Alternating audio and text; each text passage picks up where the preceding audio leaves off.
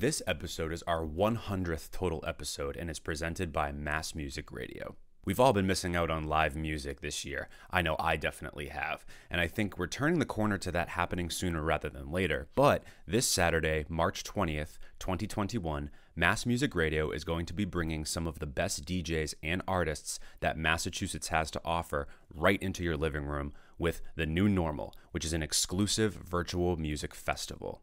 Join the local radio station from 12 to 9 p.m. Eastern Time, as they'll be providing you with 9 straight hours of uninterrupted music in celebration of how the local Massachusetts music scene has been able to adapt to the pandemic over the course of the last year. The stream can be found on Mass Music Radio's Twitch account and may also be streamed on massmusicradio.com. Come join DJ Real P, DJ Snacks, Eden B, Miranda Ray, Matt Corman, Trevor Holmes, and so many more for a day filled with great energy and music. And without further ado, here is the 100th episode of the Turntable Teachers featuring Dev Soter. Turn to the teacher. Turn to the teacher.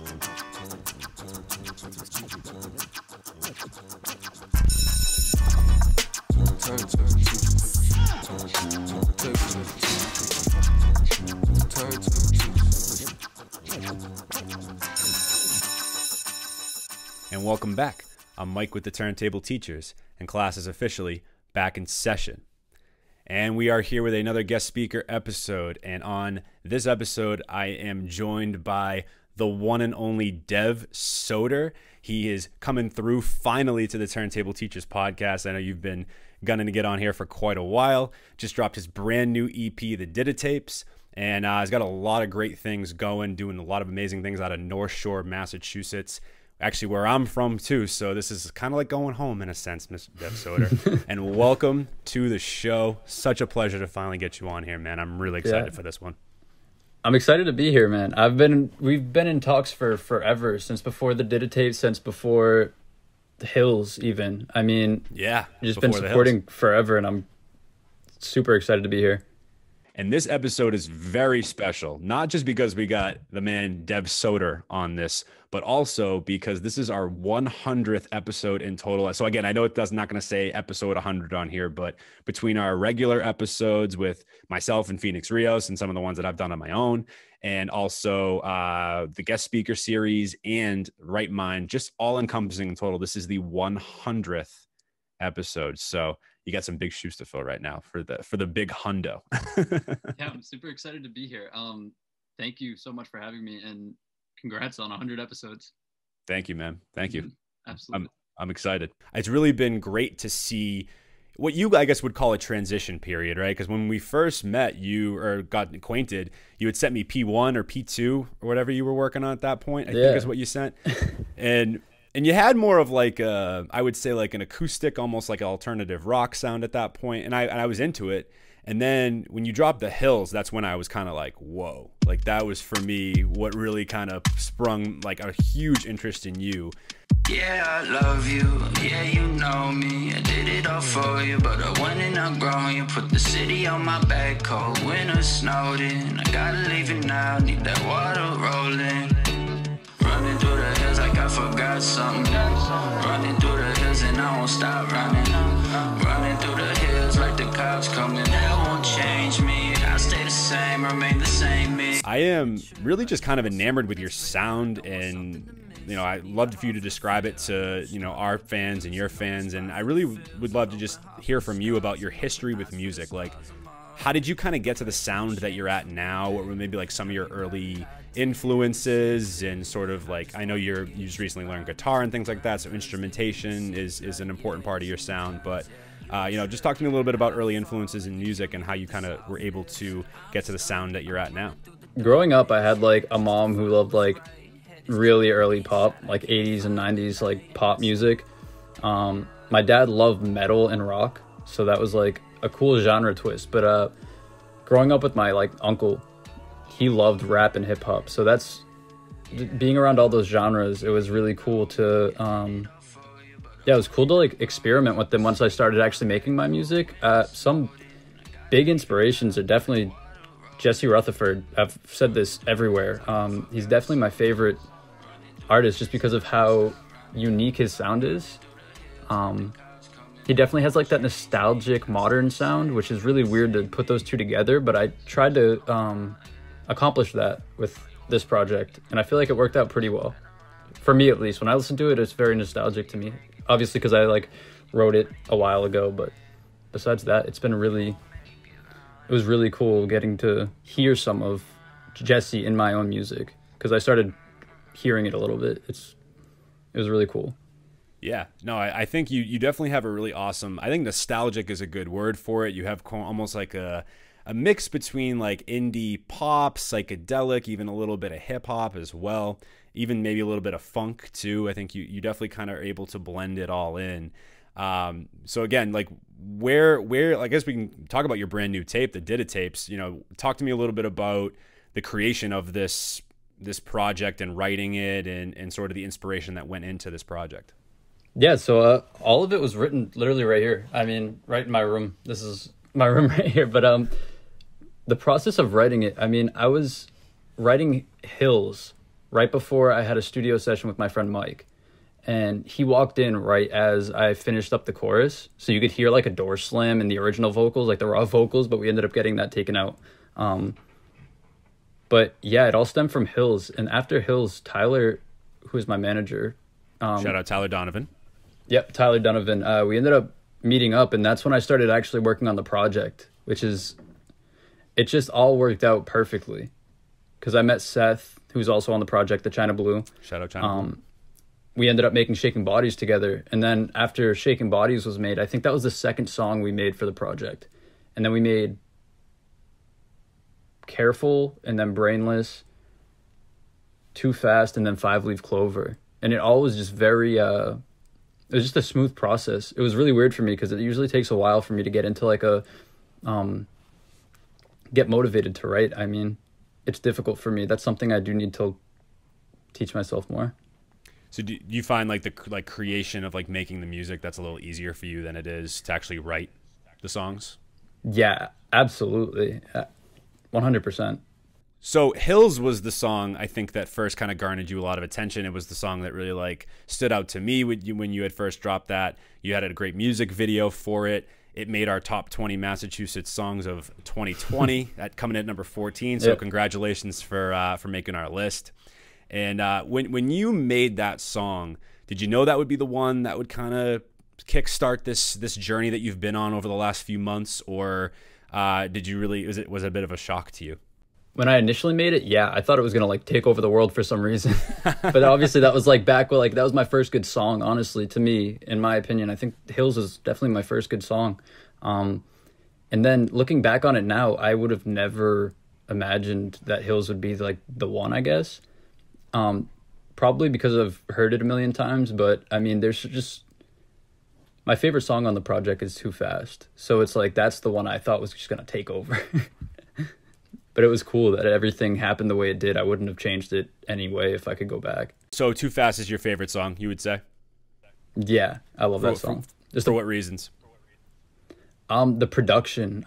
For some reason, the very heroic sounding production, because that's just something I hung on to with this whole project, was I took a lot of influence from The Fray too as well, going back to the influence question. But yeah, Too Fast just meant a lot to me, I guess. Yeah, I like the sort of message behind Too Fast, where it's almost like that you're going on this trajectory, right? And it's oftentimes, I think, when we're so enamored with like something that we really want or something that we really want to strive for, it's important to kind of slow down a little bit and like just take a breather. And I just love your vocals in the chorus. I'm just trying to help you. I think you're moving too fast. Like I love that shit. You sing it a lot better than I do, of course. But I thoroughly enjoyed just like I know you say writing the songs is difficult for you, but it doesn't sound it to me. It sounds very effortless because I love some of the sentiments that you had.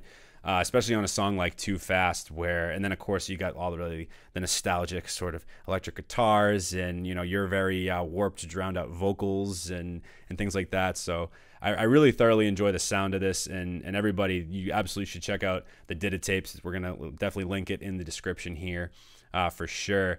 So where did you record the whole thing? Did you record it at a studio, or was it actually in your bedroom?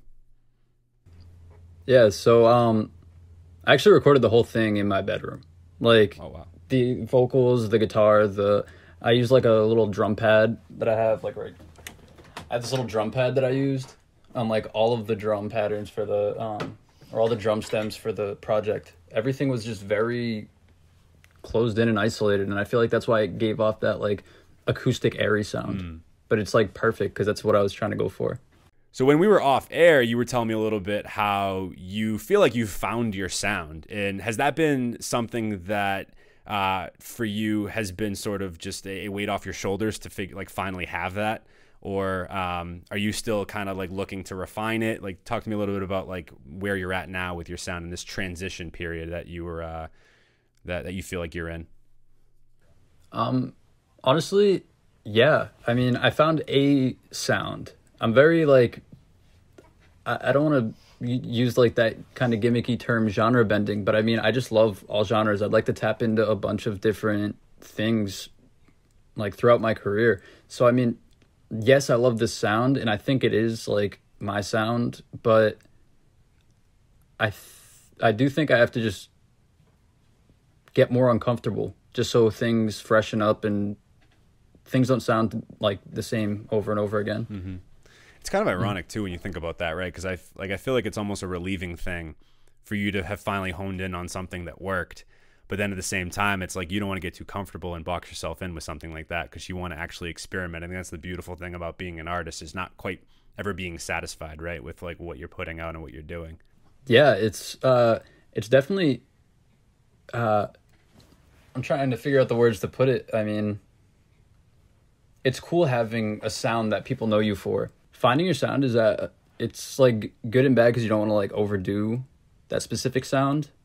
Well, I honestly think that it's a beautiful thing that you're able to find your sound and not like not you said, like not find your sound, but find a sound. I think that was a good way to put it, right? Because you don't want to box yourself in as an artist. I'm the exact same way as a podcast. Like, I don't want to be one dimensional. That's just not something I ever am like in the interest of being. So in terms of like the musicality, I think that you've found something that works. And I think we were talking a little bit off air too about how the sound that you're doing, it's not that it's not popular right now. It's just there's not a lot of, because it is. I think it's a sound that a lot of people are gravitating towards, or a lot of listeners are starting to gravitate towards, but it's a sound that a lot of artists aren't like able to really hone in on as much. So, and again, like you said, the genre bending, blending sort of thing, it's big right now, and I think that's a beautiful thing of like not being able to pinpoint a genre. Even as I was reading Jacob Salzberg, big shout out to him, he's a writer over at EarMilk. When I was reading his write up about the Dida Tapes on EarMilk, how many different types of genres he was talking about and like words he was using. We'll link that article in the description too for you guys to check out. It's a really good one, and a very good description of Dev's sound. But and I think that again, that's the beautiful thing about an artist like yourself, who like, yeah, you're not a rock artist, you're not a pop artist, you're not a hip hop artist. You're able to encompass all these different blends and different sort of sounds. So that's a really cool, really happy for you, and just I'm glad that you're able to finally have found a place for yourself that you seem to fit, and something that's working. So congratulations, and the project's amazing. Thank you so much. A really cool opportunity I got to experience is I got a Ones To Watch write up, and they I think they said that my music is jazz, blues, rock, and pop all in one sentence. It was just really weird. Like that was a really cool opportunity. But also just being able to basically do what I want now. I mean, music wise, obviously, be able to go in whatever direction that I feel is comfortable or appropriate from what I want to do in the future. Well, yeah, you want to make music for yourself, right? I mean, you are making music for other people, like other consumers, but you want to make it music that you enjoy, right? Yeah, absolutely. One of the things we have a lot in common is that we grew up in basically the same area. And for those people that are listening, whether you're in Massachusetts or nationally or even somewhere around the world, Dev grew up in Salem, Massachusetts, and yes, that is the Salem, Massachusetts, where all the witches happened or whatever. And I grew up in Danvers, okay? And Danvers is right next to Salem, and Danvers used to be a part of Salem back in the day when the witch trials actually happened. I now teach the Crucible in my classes, so that's like a whole cool thing. Nobody on this podcast cares, but that just gives you a little bit of a context of where Dev's from. And so, Dev, I want to like talk to you about the North Shore of Massachusetts, man. What's it been like for you growing up in Salem and North Shore? And give me some like positives and negatives of you kind of growing up in that area. I mean, it's diverse in every aspect, so that was definitely a positive. I just learned so much about different cultures, everything. Because we're so accepting here, I feel like. It's not very cliquey. It's a really nice home. I mean, just the people here are awesome. And I don't know many negatives. I mean, a lot of the rotaries are useless. I live on the same street as the Hocus Pocus house, so that's cool. Oh shit! There you go. Yeah. Yeah. Any Halloween yeah. I would say you say there's no negatives about Salem.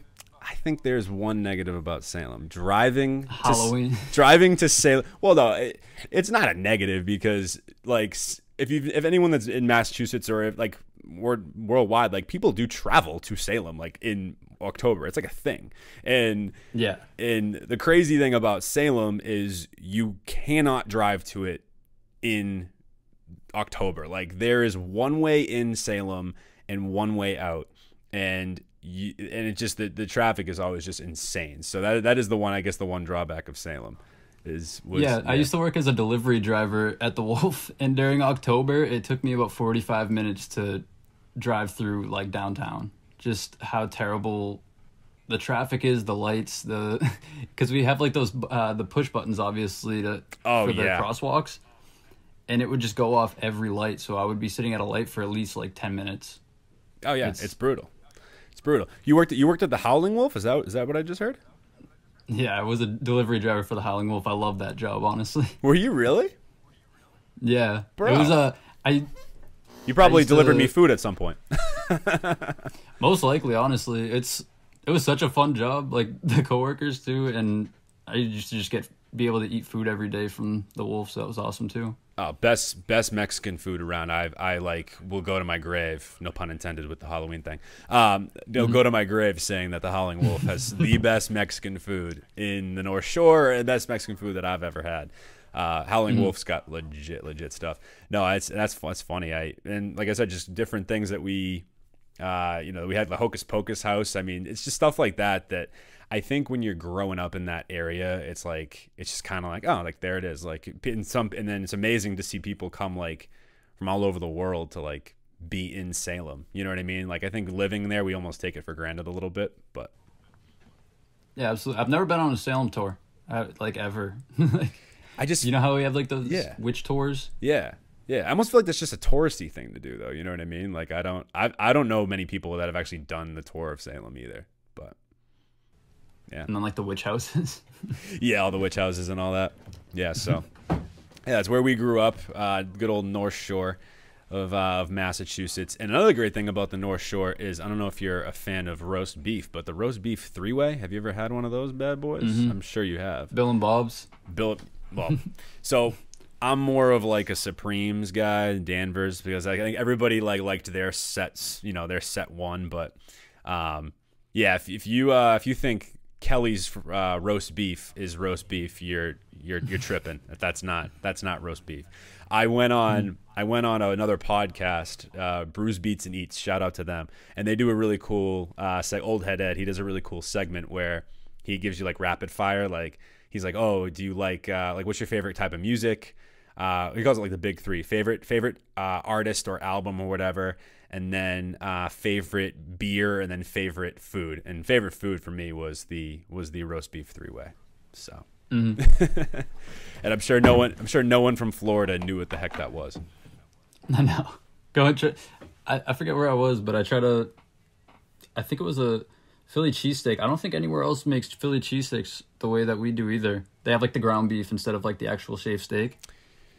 Yeah, and then like you go to like yeah, it's funny how certain places have that because then if you go to like I've been to Philly and I've had a Philly cheesesteak and it is way better than any cheesesteak I've ever had. So it's like they are right to own it and call it the Philly cheesesteak. Like you know what I mean? It's pretty funny. But back to the music side of things. Who are you listening to now? Like what's like what inspirations are you drawing from? Like what type of music do you normally just listen to like as a listener? Definitely a lot of like the Dominic Fike-esque artists. I mean, that indie rock is definitely coming back and I love it.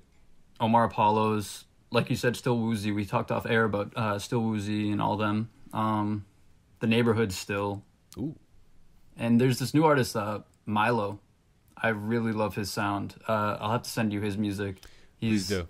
He's amazing. He's like this he's like a synth pop kind of artist and his voice is just so soothing and his melodies are amazing. His choruses and everything. Well, that's one of the things you and I have talked a lot about Dominic Fike, and Dominic Fike for me, that's why I like him so much too, because he's able to hit so many of those cool melodies and really like hone in on that. But also, like you mentioned, I think the versatility of a Dominic Fike is really profound, and I love Still Woozy as well. He's fantastic. Omar Apollo is a guy that I've listened to, but I need to dive into a little bit more of his discography. Like I heard him originally, the first time I ever heard him, which I think is bad on my part, but was on that new Joji record, which was another fantastic album. I love that Joji album. But I went back and listened to some of his stuff, and he's got some like very good, like cool, like lo-fi melodic sounds too. But I want to like dive a little deeper into his discography and see what else he's got.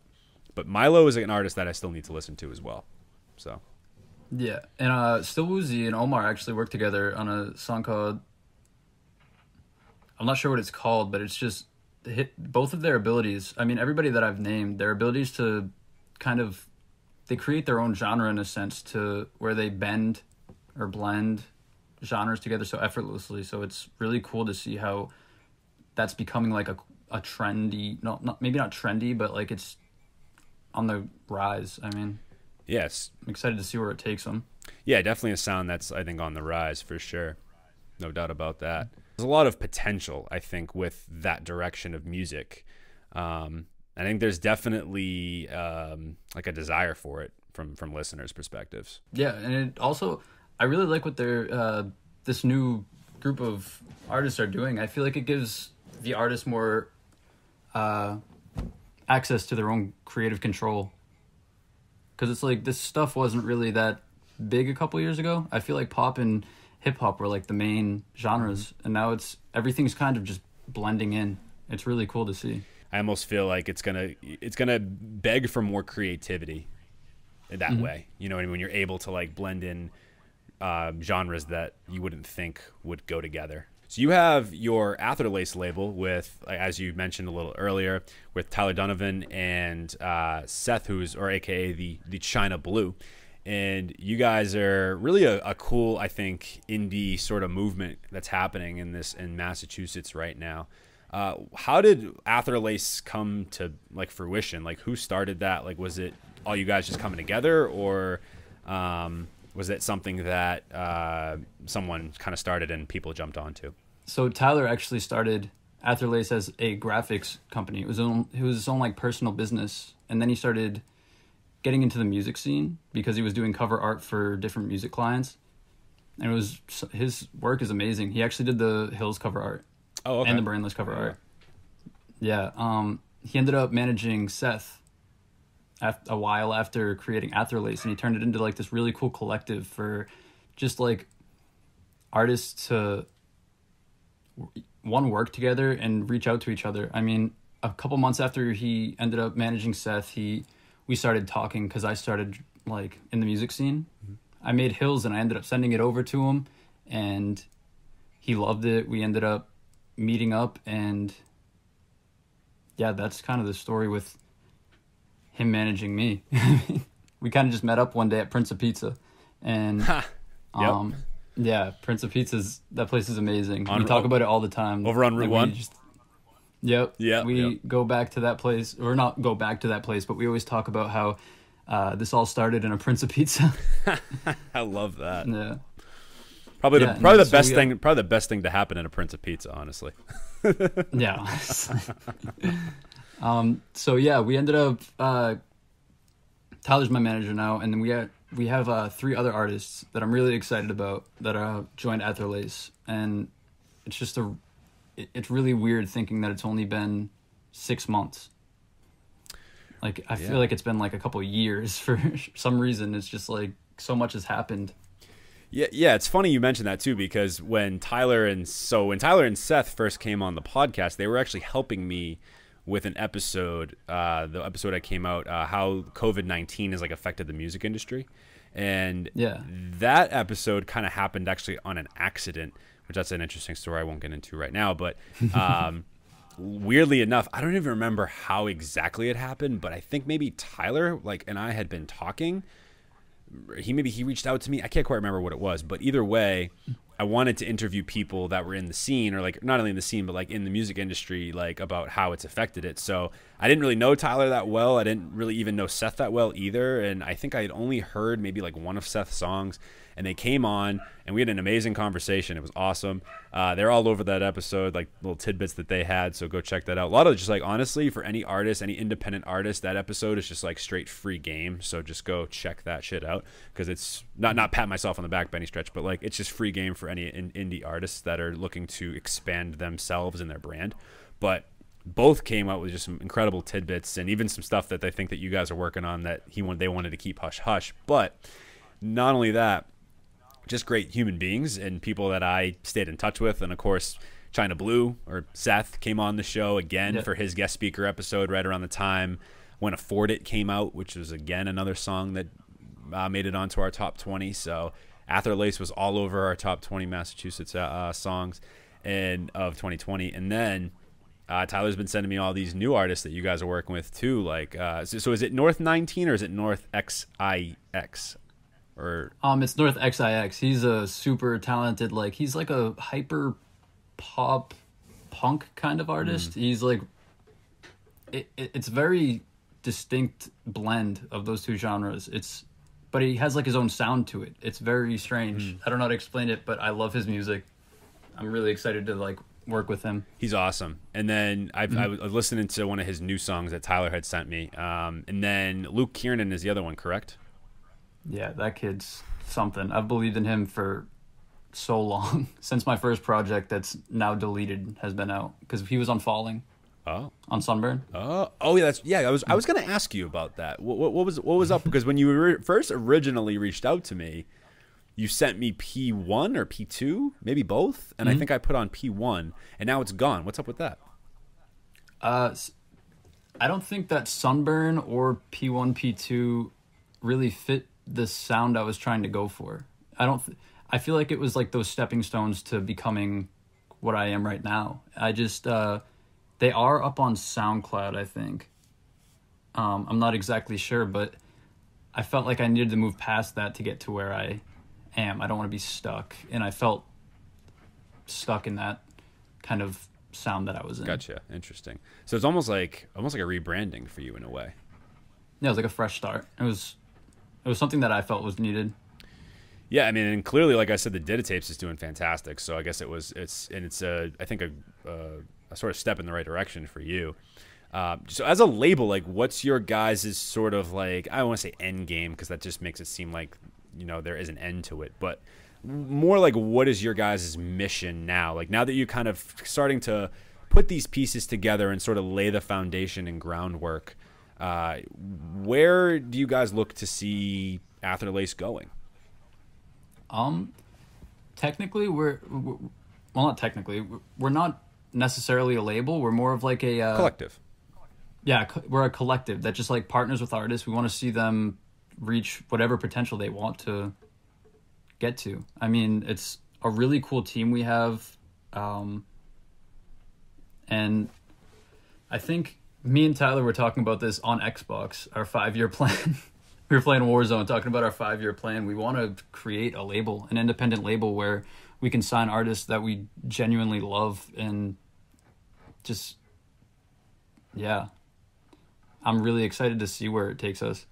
Yeah, you want to, I think, work with like-minded people. I think that, and then that's the same thing with, like, again, our platform is the same way, like, you know, working with like-minded artists like all you guys and everyone else that we you know, work with as well. It's really, I think that's an important thing at this, especially in this day and age. I think collaboration is the best and also, I think, fastest way too. I mean, there's other ways to do it, but I think that's a really great way to grow your own brand, and is to branch out and work with other people. I think, you know, that's the beauty of what we have as social media, you know? Yeah, it's collaboration is definitely important. That's something I had a problem with right after I dropped the Dida Tapes, actually. Because that whole project was completely produced by me.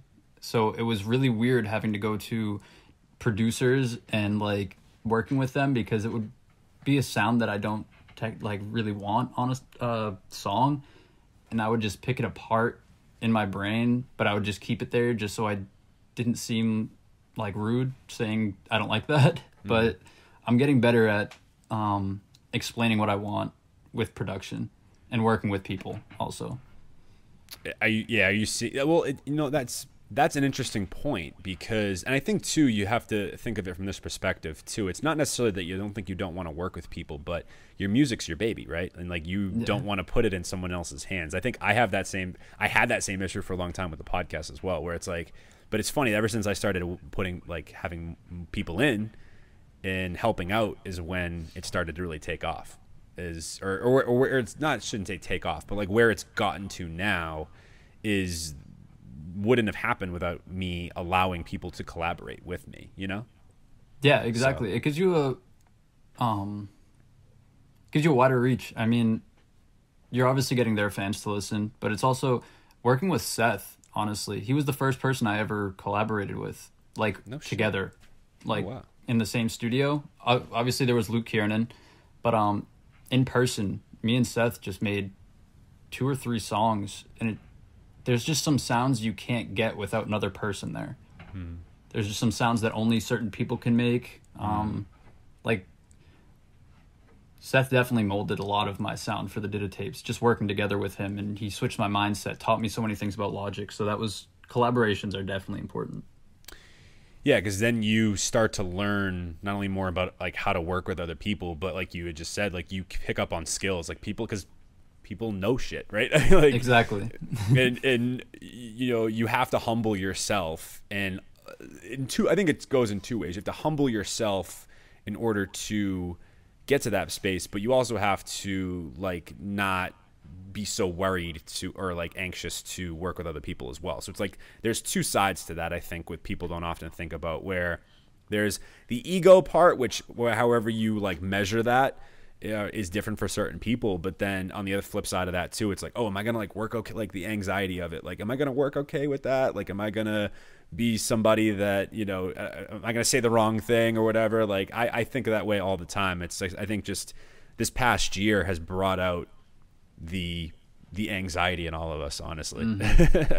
Absolutely. It was there for me already, so it just is what it is. But yeah, same for me. I think it's just like, not that we're on like any type of really strict lockdown. I mean, we can go out to eat, but I mean, it's like the mindset that I was put into since this whole COVID thing happened. It's definitely gotten me more overwhelmed than I was obviously pre-COVID. But even at the start of this, it was like a nice break, but then it turned into like 8 months. So now it's just very repetitive. Days feel a little bit shorter. I mean, I'm very overwhelmed and anxious lately, especially because of everything that's been going on. I mean, the project dropped. It's not bad anxieties for the most part, but well, it's been close to a year now, which is insane when you think about that, and like what we've all been subjected to for the last year. It's mind-blowing that it's gotten to this point. And you know, you're right. It's not exactly like the physical restriction of it. I think it's like, you're right. It's the mental sort of like, because we've now been conditioned to sort of act in this way for this last year. So now it's sort of breaking that mold again, getting back to whatever, or like hopefully this summer, I think will be when we kind of can get back to quote unquote normal. But you know, it's like, what is going to be the residual effect of this pandemic? I was literally talking about this with one of my students today. It's like, I don't think we've seen the residual effects of this pandemic yet, because we're still kind of technically, we're at the tail end of it, I think, I hope. Yeah. But I like hope so. Me too, seriously. But and it must be difficult for you to see too, because I think you've had a lot of successes this past year, right? I mean, would you agree that you've had a lot of successes? Because I think you have. Yeah, it's been really cool. It's been a really cool half of a year. Yeah. I'm excited for it. Oh, absolutely. But then on the other breath too, it's kind of like, oh, you know, I'm having all these successes, but yet there's still this just kind of like, I don't know. It's hard to, I guess, like you said, it's very hard to explain, but there's just this other, like, this, not aura, but this energy that's out there right now, like, because of this pandemic. It's the pandemic as well. It's whatever's surrounding it, but it's, of course, like, this sort of anxious, negative energy that has been associated with it for the last year, too. It's like, how do you, balancing that is hard, I think. It's almost like I don't get to reap the benefits of everything that's been going on. I don't get the live shows, but it's cool to see how Spotify has, and like all these different streaming services have switched around their roles to this whole COVID thing now. Just different like ways of marketing different artists, ways of just, I feel like it honestly helped a lot of artists, to be honest. Mm-hmm. Yeah, no, I think it, and in a way, like you said, I think it has definitely hindered some artists, but it also has helped others as well. I think you're somebody that has definitely seen the benefit of it in a sense, right? I mean, there's a lot of things that you've been able to accomplish in like you said, just about a 6-month window. Has all of this attention, is it uncomfortable for you? I kind of get the sense it's a little bit like that's been something for you that's been a tough part to sort of navigate. Like all right. So like I said, before the anxiety part, I suffer from very severe anxiety, and just all of this, I guess, attention, that whole thing, it's really overwhelming. I feel like I can't make mistakes, and especially when the cameras are on. I mean, it's like I have to watch not that it's ever been a problem watching what I say, but I mean, it's just the thought process behind if I make the wrong move or say the wrong thing. It's scary. I mean, yeah, it can be, dude, anxiety can be debilitating. It's one of the, like, it's one of those things where it's so hard to explain, and yet it can be one of the most debilitating things. Like, I mean, I've talked about it a few times on this podcast, so I won't, I don't think anyone's gonna be shocked by me saying this too, but like, it's something, I mean, I wouldn't call mine severe, but it's definitely been something that's hindered me, I would say, over, the course of my life. And I would say it's something I've dealt with for at least the last 10 years, if not longer than that. I think it's interesting because I think when I was in high school, I definitely had it, and I had anxiety, and but I don't think I understood quite what it was, And Yeah. now I think I'd say the last 7 years for me, really since I was 20, is when I really started educating myself on what it was. And then the last 7 years has been sort of like, I don't want to say fighting it, but sort of just, again, navigating it, trying to figure out like how it can actually help me, and then how to get rid of it when I don't want it. And that, again, it's not a perfect science. It's still something I'm working through. I think anybody with a mental health problem it's just one of those things, it's something that you have to consistently work through. And I hate to hear though that you feel like you can't make mistakes, and I hate it makes me upset when I hear my students say stuff like that, because I don't understand where that mindset, like, it's funny that you're saying that though, because there was a time where I felt the same way, and now I'm in this position where it's like I'm seeing that the effects of that mindset, right? Where it's like, yeah, go ahead. So I know that I can make mistakes. It's just like everybody makes mistakes. It's just like a human trait. But I mean, it's just like the thought that it's going to be broadcasted to like a weird amount of people. I mean, it's weird to me, like that. This many people are just listening to me. It's very strange. Because I never thought it would happen. I mean, I always wanted it to happen, but now that it's like a thing, it's like, it's different. It's a transition that I have to get comfortable with, and I have to get used to. And And then with the whole COVID thing, going back to that, a lot of my anxiety happened, and I learned a lot about myself and my anxiety through COVID. I mean, being alone in your room for a couple months, it definitely takes a toll on me. Right. Yeah.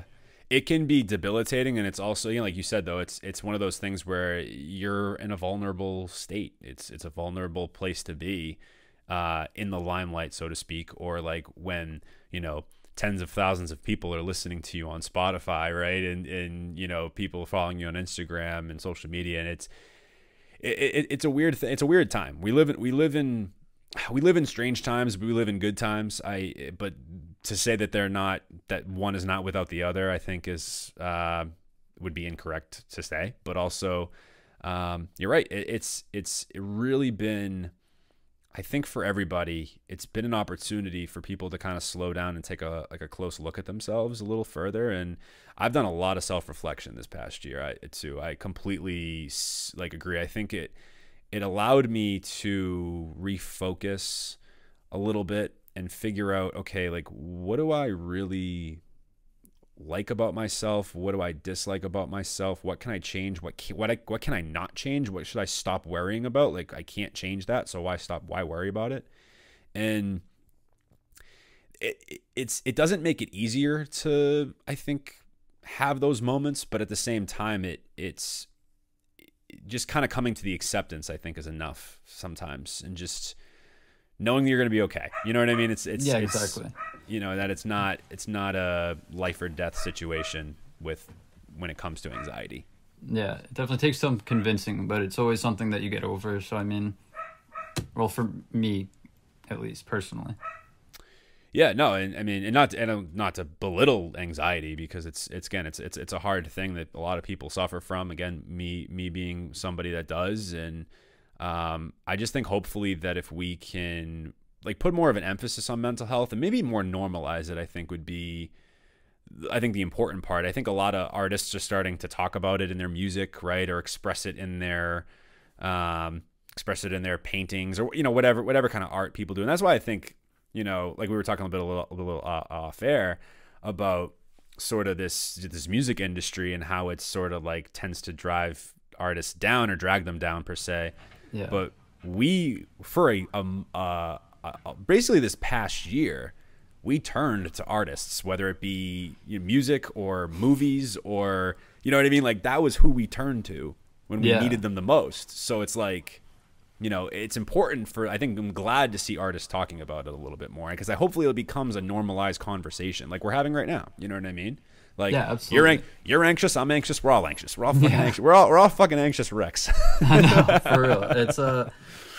It's really cool to see how vulnerable people have been getting too in their music. Definitely. Not like Charlie XCX. She dropped a Ooh, I like Charlie XCX. Her She's good. album was amazing. It just had a lot of vulnerability in it. I mean, even in, I think it was called CX 2.0, or I think it's just called 2.0. She just talks about missing her friends. And I was like, yeah, I understand that. Like, just being able to like understand that stuff. And it was very like straight to the point. I feel like a lot of artists are getting into like that kind of artistry. I mean, straight to the point, actually expressing. And there's so much vulnerability throughout this whole situation we've all been in. So it's cool to hear other people much bigger than me feel the same way. Yeah, because again, like I said, it not only normalizes it, but then it comes to like, you come to that realization where it's like, artists are people, like actors are people, like we're all human beings, we all feel these things, and it's not, it doesn't make you less of a person or, you know, anything like that to go through them. And, you know, I feel like at this point, if someone said like, oh, I never get anxious, or I don't go through that stuff, like, I think that they're probably lying, you know what I mean? And there's sort of that like pushback to, because you don't want to be, like you said, I guess judged is, we're like so afraid to be judged. And I think this social media, it's the social media environment that we live in now, it can be really good to share these types of things and these experiences, but it's also, again, opens up kind of the floodgates for judgment as well. So it's kind of that double-edged sword. Exactly. It has its good and bads. definitely. So the Dida Tapes, as we talked about a little bit earlier, it's out now. Stream it, guys, in the link in the description. You mentioned Too Fast was your favorite. Personally, okay, it's hard for me to let go of Hills because I love that song so much. But if you want to take Hills out of the equation, I like Brainless a lot. I love how just kind of wavy it is, and I love that song, man. I can throw that on. I am just picturing myself now this summer on the beach, just blaring that shit, or driving down my windows down. That is going to be my summer song for sure. Yeah, I was super excited about how Brainless went, especially the way we pushed it. I mean, it's definitely one of my favorite songs on the project, but it's also very different than anything else on the project. So yeah, it was super fun making it too. It took about 2 days to record, but yeah, I sat on the beat for a couple weeks because I didn't want to like put anything too. I just want to take my time with it, just be patient with it, and just figure it out. Definitely. Who did the guitars? Was that you? Yeah. That was sick, man. Good shit. I love those guitars, man. For real, that was hell of a project. Song, I should say. That was hell of a song. What do you? So now that the Dida Tapes is out and it's finally starting to kind of settle in, I guess, with people. I hate this question because you just dropped the project, but I know you're still, as most artists do, they're still working on stuff. So what are you still currently working on? And where do you think your sound's going to go from here? Or are you going to maybe sit in this sort of genre blending indie pop type of sound you're in? What I'm working on right now is just more music, honestly. I just want to make as much as I can right now because I'm just in this kind of I have a lot of momentum and I have a lot of motivation because of that momentum, and yeah, just pump out more music. And then the direction I want to take, it really depends on the day, to be honest, with like whatever I'm listening to at the moment. Right now, like I said, it's been like the neighborhood and stuff, so probably that similar direction. It's not going to be a carbon copy, but it's definitely going to be something in that realm, I guess. Awesome. Yeah, I'm excited to hear more from you, and I know you sent me an unreleased track after this, so I cannot wait to throw it on right after this episode is concluded. There's 2 questions I have for you before my final question, but 2 things I definitely want to cover with you specifically is the Fashionably Early partnership that you have. So explain that a little bit to me and what that's all about. Yeah, so Fashionably Early is it's kind of like a partnership kind of label-esque thing that Matt Albin and Kyle, this is really bad that I forget his last name, but they're the co-founders, and it's just, they push smaller artists, and it's been amazing the things they do. And they partnered with me because they believed that my music could reach more of an audience, and it worked out better than I could have ever expected. I appreciate their support and help with everything every day. Like, I text them all the time about it, but yeah, it's just been they're really helpful for independent and smaller artists, and they like kind of break us through to like the industry portion of music. I think in a sense, it's very important to have that push, even if you don't have a label behind you. You know what I'm saying? Like to still, again, like we talked about a little earlier, like making your community, right, and helping out, like helping each other out. So that's great. I mean, hey, well, we believe in you too, man. So we're gonna push you about as far as we can take you as well. But I think that's just a testament to you and your music and how it's resonating with people. And that's why you're sitting in front of us right now, or in front of me, I should say, because I've just genuinely been following your music, and I just really it's something that I really truly believe in as well, and it resonates with me. And I think the sky's the limit for you and anyone listening to this right now. I guarantee Dev Soter is going to be a name that you're going to remember and you're going to be hearing about over the next couple of years. I can probably guarantee you that. The other thing I wanted to quickly talk to you about that I think is really cool that you're doing is Coffee Break. So tell me a little bit about Coffee Break. I know you're laughing because you were like, "Oh crap, this is the one question I didn't want." Talk to me a little bit about Coffee Break, man. I actually jumped in on one. I think you were with North XIX. I almost said XCX like Charlie. I almost mixed him and Charlie XCX together. No, that'd be a cool collab, Charlie and North. But yeah, Coffee Time. It's basically just a place where I just talk to artists or just talk about any like recent events that have been going on. But mostly it's for just artists to come and talk with me. And it's kind of like interview-esque style, but it has its own personality to it. I mean, like with North, we were just talking about whatever got brought up. And we were like answering questions that people were posting in the comments of the IG Live. It's a really cool place just for anybody. How often do you run Coffee Time? Is it Coffee Time or Coffee Break? Did I fuck that up? Oh, it's Coffee Break. It's fun. Same thing. I mean, it's every Wednesday at 3 p.m. Eastern Standard Time. We have a different artist on every week. We had North. I actually skipped last week on accident. I completely forgot because I was just running around everywhere. But yeah, next week we're gonna have Brusque and Monty on. They're two awesome. They're two artists that have been listening to a lot lately. They're really cool. Awesome. Yeah, well, guys, make sure you tune into Coffee Break with Dev Soter at 3 p.m. on Wednesday Eastern Time. Make sure you tune into this. Like I said, I tuned into one, and I was pleasantly surprised. It was cool. You guys were just playing some music and shooting the shit. Really, really cool to jump in on one of those. I'm excited to dive in on some more. Dev Soter, you've been a fantastic guest, man. Thank you so much for all of your time.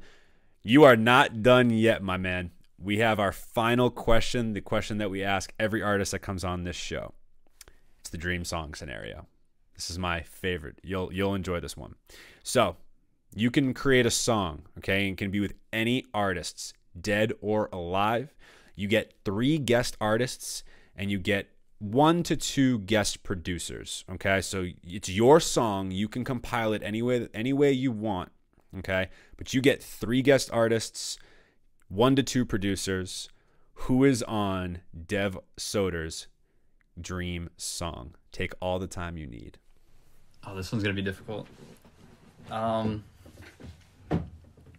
the top of my head, producers, I would want Prince. Ooh.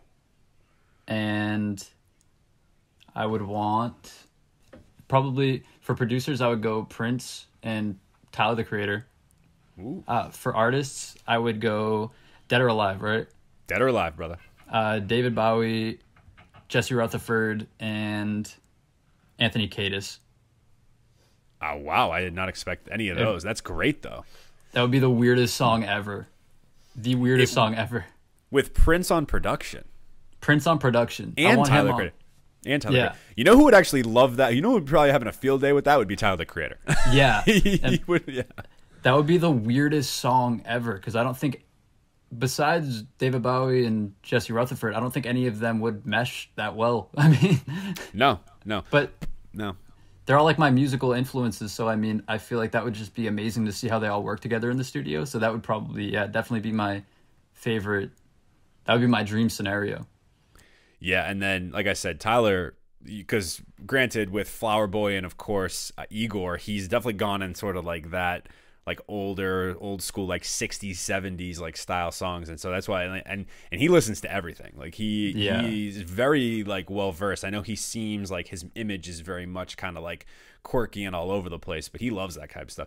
And that's just an interesting group of artists. That would be heck of a song, I think, too. Damn. It would be so weird. Imagine Anthony Kiedis doing his like like his alternative rap-esque like flow over some Tyler production, and then like have Jesse and David Bowie singing some type of hook or bridge. That would just be. And then your vocals just to tie it all in. And Prince, yeah, exactly. And Tyler and Prince on the boards going back again. It'd probably be a dream come true for Tyler to work with Prince. So I would guess that, right? I mean, in that dream scenario, I would just want to watch. But I mean, having backup vocals would be super cool too. I mean. It's supposed to be your song, and you're gonna take backup vocals.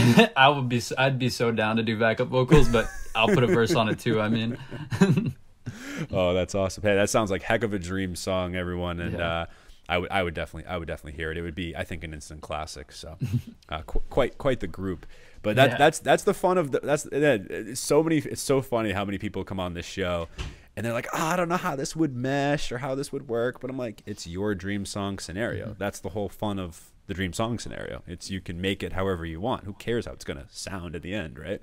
It's if you put on. I feel like when you put on artists of that caliber, they'll find a way. That's sort of like my thought with it.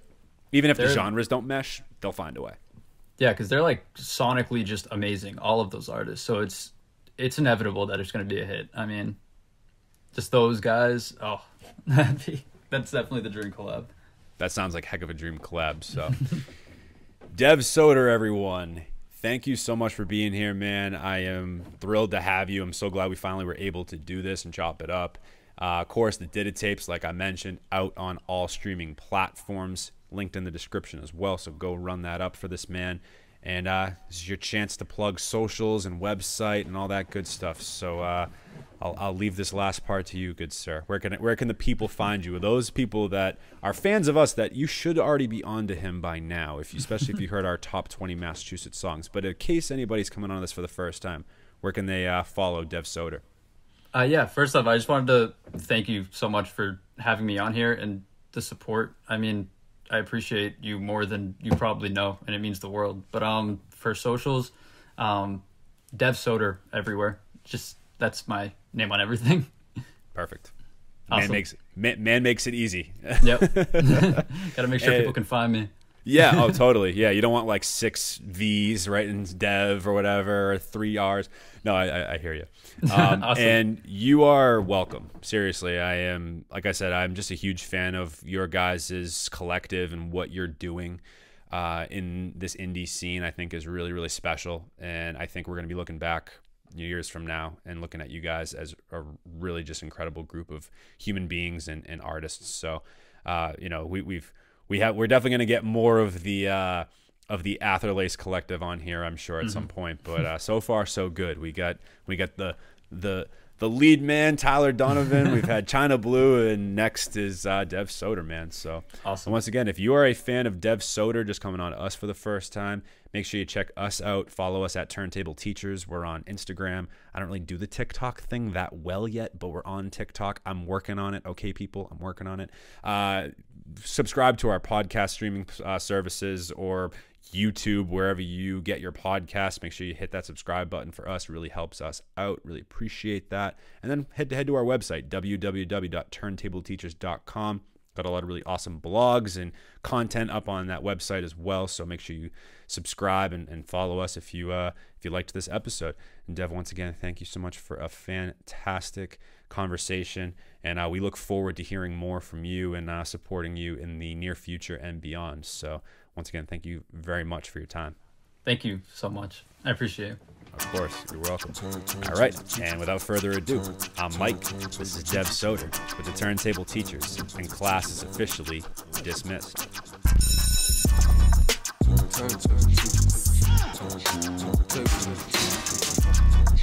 Turntable.